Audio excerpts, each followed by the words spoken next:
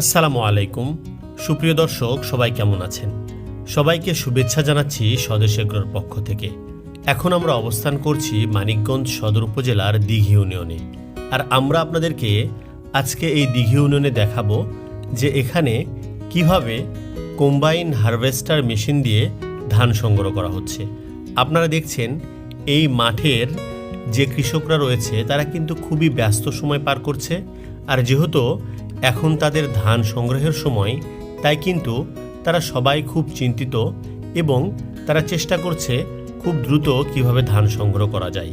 এবং আপনারা দেখছেন যে কৃষকরা এবার কিন্তু কম্বাইন হারভেস্টার মেশিন দিয়েই ধান সংগ্রহ করছে। আর এই অনেক বড় একটি চকে কিন্তু কোথাও কোনো শ্রমিক নেই, অর্থাৎ হাতে যে ধান কাটার আমাদের প্রাচীন পদ্ধতি সেটি কিন্তু এখানে আমরা দেখছি না। এখানে সবাই এই হারভেস্টার মেশিন দ্বারাই ধান সংগ্রহ করছে। তো আমরা আজকে এই মেশিনের সুবিধা অসুবিধা, পাশাপাশি এই মেশিনের দাম কীরকম খরচ হয়, প্রতিদিন কত বিঘা ধান কাটতে পারে, এরকম আরও অসংখ্য প্রশ্নের উত্তর কিন্তু খুঁজে নেব আমাদের আজকের ভিডিওর মাধ্যমে। আর কৃষকরা এই মেশিন দ্বারা ধান কেটে কতটা সুবিধা পাচ্ছেন সেই বিষয়টাও জানাবো। তাই আপনারা আমাদের আজকের ভিডিওটি শেষ পর্যন্ত দেখবেন। হাতের মাধ্যমে ধান কাটা এটি একটি প্রাচীন রীতি, কিন্তু সময়ের সাথে সাথে সব কিছু এখন ডিজিটালাইজেশন হচ্ছে। আর এই ধান কাটা বা কৃষি কাজকর্মেও এখন অনেক মেশিন কিন্তু যুক্ত হচ্ছে, যা আমাদের দৈনন্দিন কাজগুলোকে আরও সহজ করেছে। আর বর্তমান সময় কিন্তু এই কৃষি শ্রমিকদের পাওয়াও অনেকটাই দুষ্কর হয়ে যাচ্ছে। আর তাদের যে পরিমাণ টাকা দিতে হয় সেটি দেওয়ার পরে আসলে কৃষকের খুব বেশি লাভ থাকে না। আর আরও একটি বিষয়, সেটি হচ্ছে যেহেতু এখন অনেকটাই বর্ষাকালের কাছাকাছি সময় চলে এসেছে, যার কারণে প্রাকৃতিক যে দুর্যোগ সেটির কারণেও কৃষকরা চেষ্টা করেন যত দ্রুত ধান কাটা যায়। এরকম একটি মেশিন প্রতিদিন প্রায় 20 বিঘার মতো ধান কাটতে সক্ষম, যেটি আসলে অনেকজন কৃষক মিলেও করা সম্ভব না।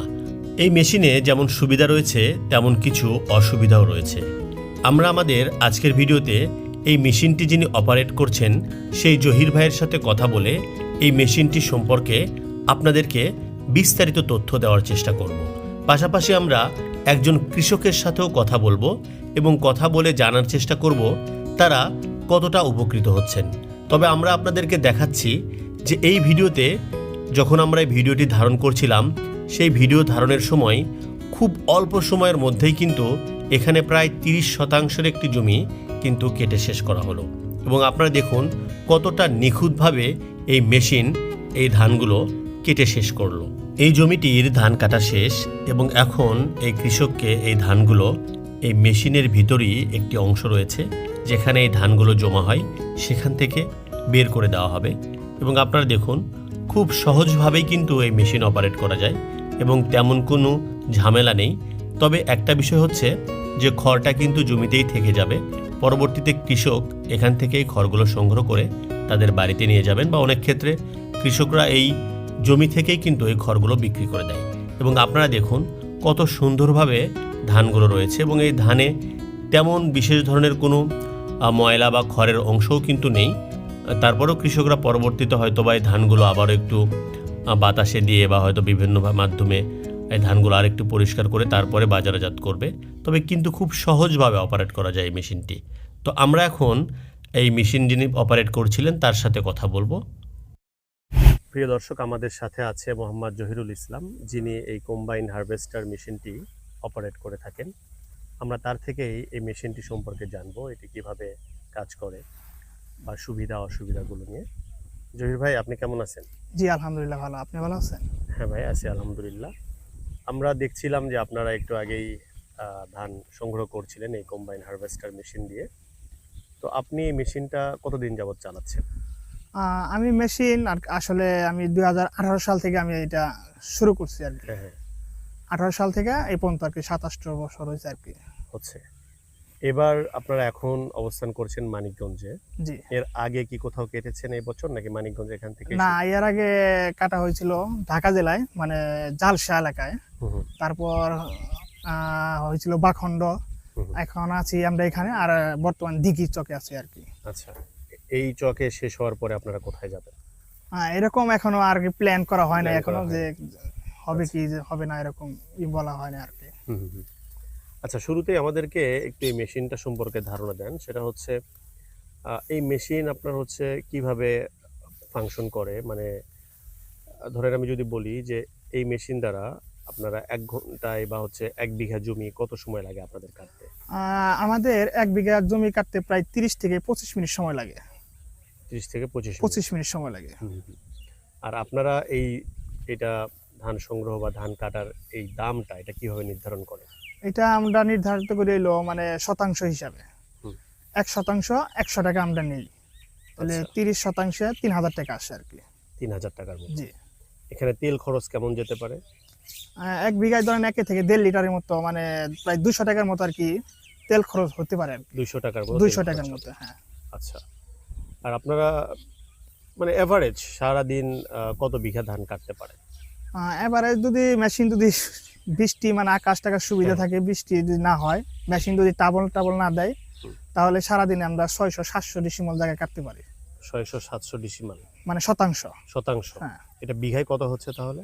বিঘায় কত হবে, 20 বিঘার মতো, 30 বিঘা এরকম হয় আর কি। মানে আপনারা প্রতিদিন ২০ থেকে ৩০ বিঘা কাটতে পারেন। মানে কাটতে যদি পারে সবকিছু অনুকূলে থাকে। সবকিছু মানে হ্যাঁ। ঠিকঠাক থাকে তাহলে সম্ভব আর কি। হুম, হুম, বুঝতে পেরেছি। তো আমরা তো খুবই সুবিধা দেখছিলাম যে ১ বিঘা জমি আপনার হচ্ছে ৩০ মিনিটের মধ্যে কাটা হয়ে যাচ্ছে। জি। তাই না? এটা যদি আমরা কোনো শ্রমিক দ্বারা করতো, সেক্ষেত্রে ২ জন মানুষে তো একদিনে পারবে না মনে হয়। এক এক বিঘা জমিতে আপনি ২ জন না, প্রায় ৫ জন ৬ জন শ্রমিক লাগবে আর কি এখানে একদিনে, একদিনে, একদিনে। সারাদিনে আর কি। তো সেটা আপনারা ৩০ মিনিটে করছেন। 30 মিনিটে আমরা তাই এটা না? সম্ভব করে দিতেছি। এবং আমি আরো একটা জিনিস লক্ষ্য করছিলাম, সেটা হচ্ছে যে ধান কাটার পরে যে আপনার হচ্ছে যেটা খড় বা যেটা বলি আমরা, জি। যখন কৃষকরা কাটে তখন তো দেখা যাচ্ছে অনেক উঁচুতে কাটে। উঁচু করে কাটে, বাট আপনারা যেভাবে কাটতেছেন এটা তো খড়টাও বেশি আসবে। বেশি আসতেছে। তাই না? বা ধান পরবর্তীতে পরিষ্কার করার ঝামেলাটাও মনে হয় অনেকটাই কমে ঝামেলা যাবে। মানে মিটে গেছে আর কি। তাই না? হ্যাঁ, তো অনেক সুবিধা, অনেক সুবিধা। অনেক সুবিধা রয়েছে। তো অসুবিধা কি আছে সেটা একটু বলেন। কি ধরনের অসুবিধা হয়? অসুবিধা হইলো মানে যদি বৃষ্টি হয় তাহলে ধান যদি শুকানো থাকে, না শুকায়, তাহলে এটাই হলো অসুবিধা। মানে ধান ভিজা যদি থাকে, হুম। মানে ধানের মাথায় যদি কুয়াশা জাতীয় কোনো পানি থাকে, ওইগুলাই সমস্যা, তাছাড়া এমনি কোনো সমস্যা নাই। হুম। ধান যদি আপনার হচ্ছে বৃষ্টিতে বা বাতাসে মাটিতে পড়ে যায় সেক্ষেত্রে কোনো সমস্যা হয় তাহলে তো কাটার এটাও ক্ষেত্রে? আরো বিরাট সমস্যা। হুম। মানে এগুলো কাটা এইসব মেশিনের জন্য না, এই যে পরা ধান, হুম, এই পরা ধান কাটার জন্য আলাদা আরেকটা মেশিন আছে, সেটা হলো ফুল ফিট মেশিন বলে। হুম, সেগুলো আছে আসলে, সেগুলো দিয়েও মেশিনে মানুষ কাটতে চায় না কেন, সেগুলো খড় সব নষ্ট হয়ে যায়। ও আচ্ছা। খড় নষ্ট হয়ে যায়। এখন আমরা হলো কৃষকের সুবিধার জন্য, হুম। কষ্ট দূর করার জন্য আর কি আমরা এই পরা ধানটা আর কি কেটে দিই, ও, জানি মানুষ একটু উপকৃত হয় আর কি। হুম, এই কারণে আমরা এলো পরা ধান কাটি, তাহলে এই মেশিন পরা ধান কাটার জন্য না। পরা ধান আচ্ছা। কাটার জন্য হলো ফুল ফিট গাড়ি আছে, ইয়ানমার কোম্পানির গাড়ি আছে, ফুল ফিট গাড়ি আর কি সেগুলো। হুম, হুম।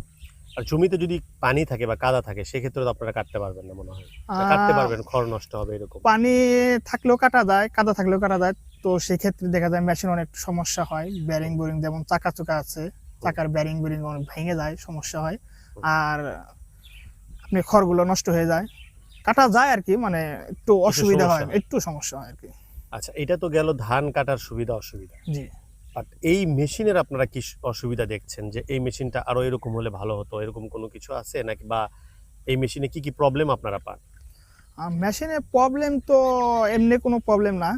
তো এটা সিজন 1-1.5 মাস ধান কাটা যায় আর কি।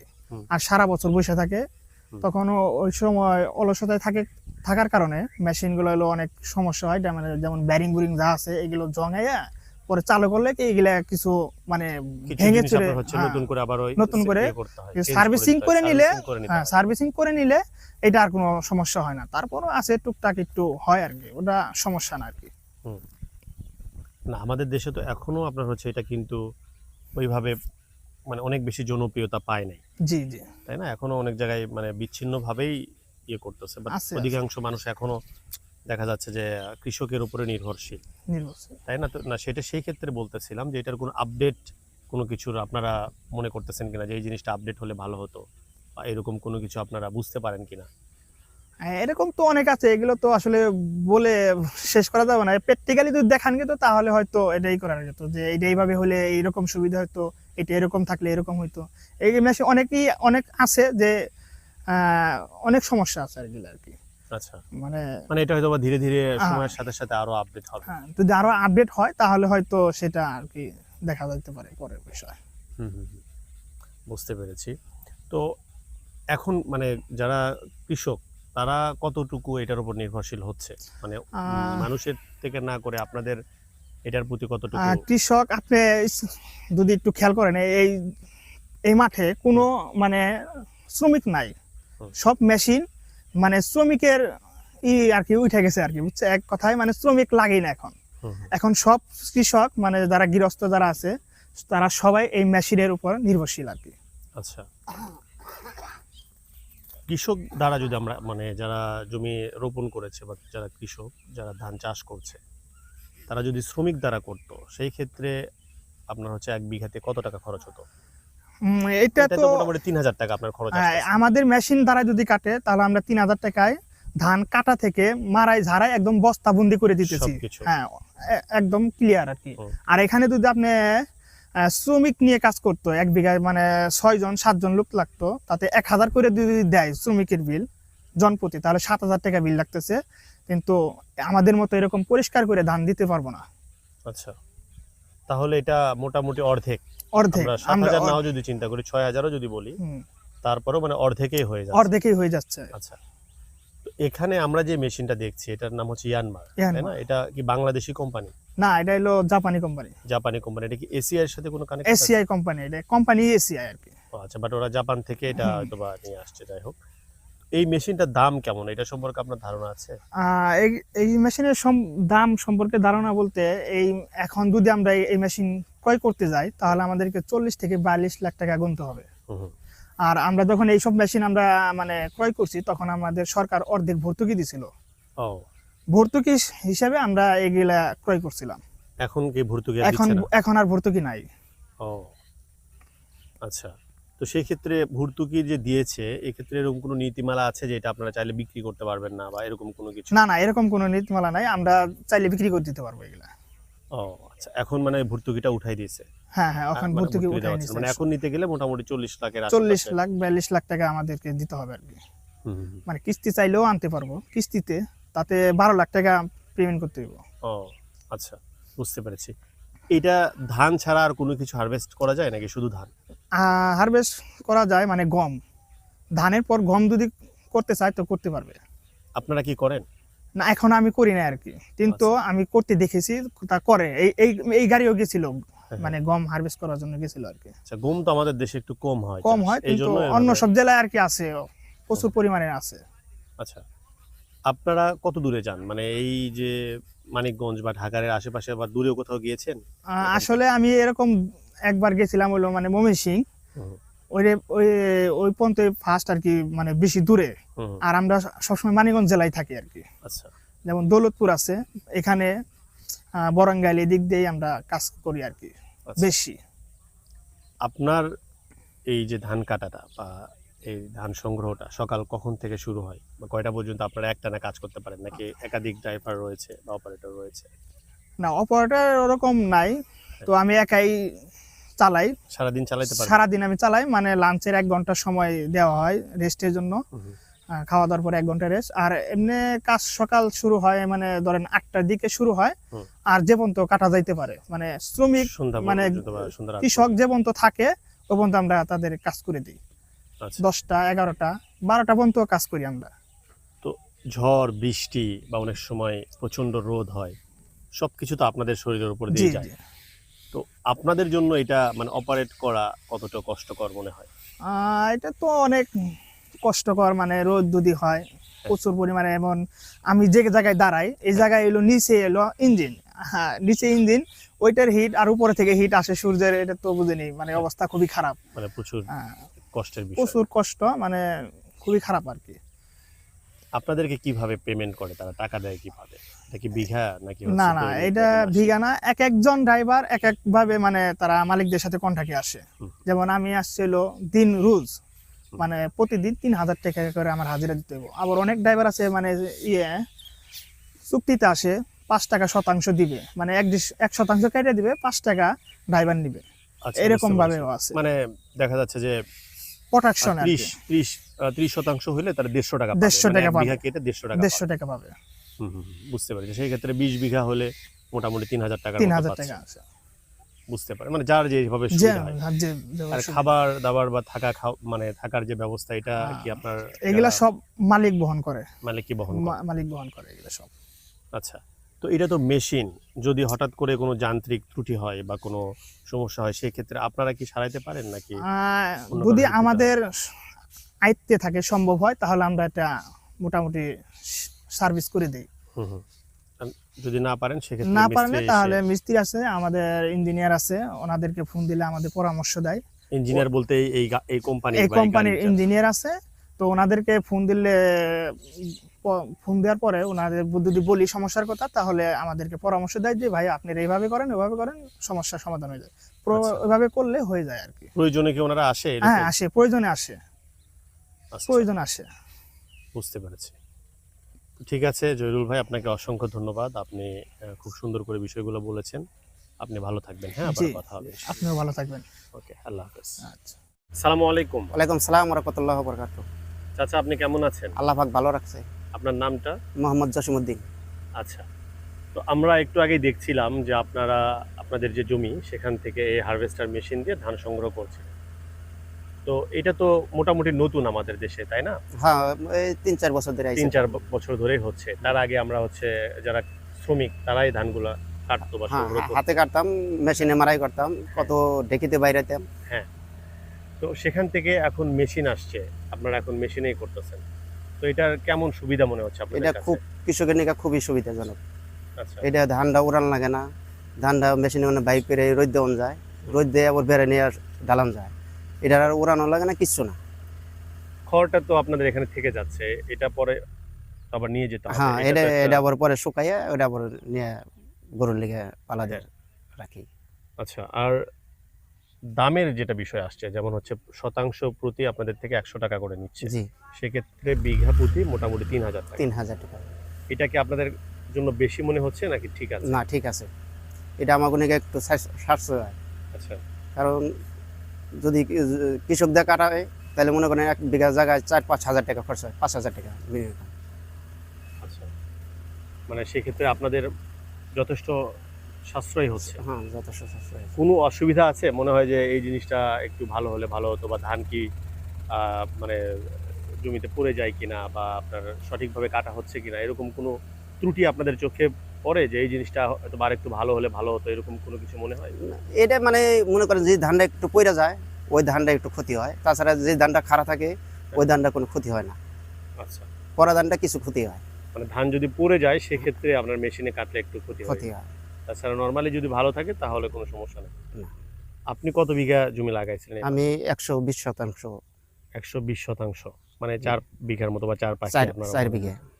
আচ্ছা, সব ধানই ভালোভাবে সহি সালামতে নিতে ইনশাআল্লাহ পেরেছেন? আমার ধান খুবই ভালো, খুবই সুন্দর কাটছে মেশিনে। কি ধান রোপণ করেছিলেন? আমি 29। 29। এবার দাম কেমন যাচ্ছে ধানের, এখন বাজার কেমন জানা আছে কি? এখন আমি বিক্রি করি না, শুনছি 1,000 1100। এরকম ধানের দামটা কি তুলনামূলকভাবে একটু কম মনে হচ্ছে? অনেক কম, খরচ আমজাদ অনেক কম। 1 বিঘা থেকে আপনারা কত মন ধান পেতে পারেন? এই 10 থেকে 15 মন। 15 মনই আমি ধরলাম, 10 থেকে 15, আমি ধরলাম যে 15 মন। তো 15 মন ধানে আপনি এখন যে বাজার মূল্য 15,000 টাকা, 15,000 টাকা। তাই না? তো 15,000 টাকা ধান বিক্রি করে আপনাদের কি লাভবান হওয়া, বা যারা জমি লিজ নিয়ে করতেছে তারা লিজের যে খরচ বা সার, এই যে ধান সংগ্রহ বা কাটার যে খরচ, ওভারঅল আপনাদের মানে কি অবস্থা বলেন তো? এই মনে করেন ওইভাবে যদি হিসাব করি তাহলে লস। লস। তারপরেও করতেছেন যে কৃষক, তারপরে এখন কৃষক এটাই আমাদের একমাত্র সম্বল। সম্ভব।